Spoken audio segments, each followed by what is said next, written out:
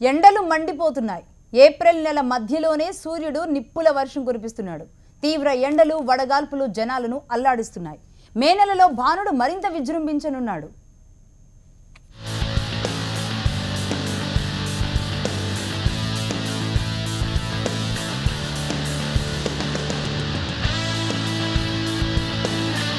తెలంగాణలో ఎండలు దంచి కొడుతున్నాయి. భానుడు భగభగమంటున్నాడు. ఏప్రిల్ మధ్యలోనే సూర్యుడు తన ప్రతాపం ఏంటో చూపిస్తున్నాడు. దీంతో మే నెలలో ఎండలు వడగాల్పులు మరింత తీవ్రంగా ఉండనున్నాయి.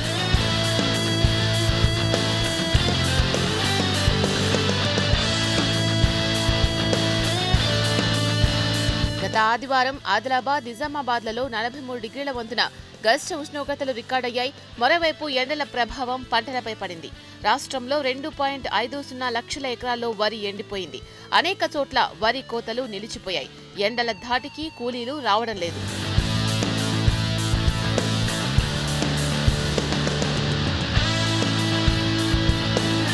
దేశంలోనే అధికంగా వడగాల్పులు వచ్చే డేంజర్ జోన్లో తెలంగాణ ఉంది. ఫలితంగా రానున్న రోజుల్లో రాజస్థాన్, ఉత్తరప్రదేశ్ రాష్ట్రాల నుంచి తెలంగాణపైకి వడగాల్పులు వీస్తాయి.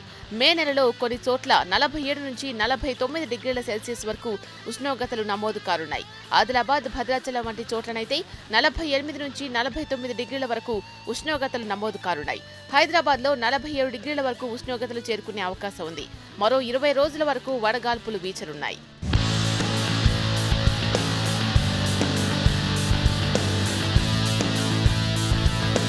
వడదెబ్బ, ఎండ వేడిమి హెచ్చరికలను ఎప్పటికెప్పుడు జనానికి చేరవేయాలన్న విపత్తు నిర్వహణ శాఖ సూచనలను కింది స్థాయి అధికారులు పట్టించుకునే పరిస్థితి లేదు. ఎండల తీవ్రత, జాగ్రత్తలపై విరివిగా కరపత్రాలు, గోడపత్రికలు, ఇతరత్రా సమాచారాన్ని ముద్రించి ఇవ్వాలని ఆదేశించినా నిర్లక్ష్యం చేస్తున్నారనే విమర్శలు వినిపిస్తున్నాయి.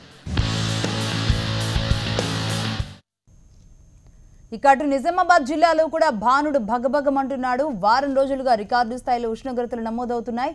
ఉదయం 7 గంటల నుంచే సూర్యుడు ప్రతాపం చూపిస్తున్నాడు. నిజామాబాద్లో ఎండ తీవ్రతపై మరిన్ని వివరాలు మా ప్రతినిధి బాలకుమార్ అందిస్తారు. నిజామాబాద్ జిల్లాలో భానుడు తారెత్తిస్తున్నాడు. నిజామాబాద్ జిల్లాలో కొద్ది రోజులుగా ఉష్ణోగ్రతలు మండిపోతున్నాయి. రికార్డు స్థాయిలో ఉష్ణోగ్రతలు నమోదవుతుండడంతో జనాలు బెంబేలెత్తిపోతున్నారు.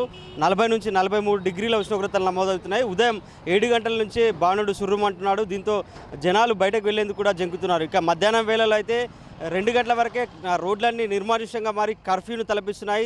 సాయంత్రం 7 గంటల వరకు కూడా ఎండల ప్రభావం ఉంటుంది. దీనికి తోడు వడగాల్పులు కూడా పెద్ద ఎత్తున వీస్తుండటంతో ప్రజలు ఆందోళన చెందుతున్నారు. ఎండల తీవ్రత పెరుగుతుండటంతో వ్యక్తిగత జాగ్రత్తలు తీసుకోవాలని వైద్యులు సూచిస్తున్నారు. ఇక నిజామాబాద్ జిల్లాలో పరిస్థితి ఎలా ఉందో మనం కొద్దిమందిని అడిగి తెలుసుకుందాం. సార్ చెప్పండి, నిజామాబాద్లో ఎట్లాంటి పరిస్థితి? తీవ్రమైన ఎండల వలన చాలా జాగ్రత్తలు తీసుకోవాల్సి వస్తున్నది. బయటకు రావాలంటే భయం వేస్తుంది.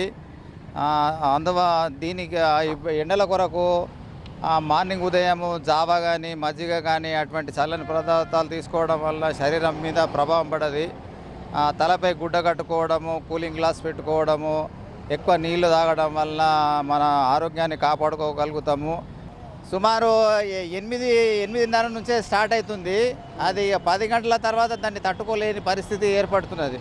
లాస్ట్ టైం ఎట్లా ఉండే? ఇది ఎవ్రీ ఇయర్ మన నిజామాబాద్ లోపల అనుభవిస్తున్నదే. ఇది కొత్తదనం అనేది ఏం కాదు. ప్రతి సంవత్సరము ఇలాగే ఉంటుంది. మన నిజామాబాద్ ఎండలకు ప్రధానమైన విషయము.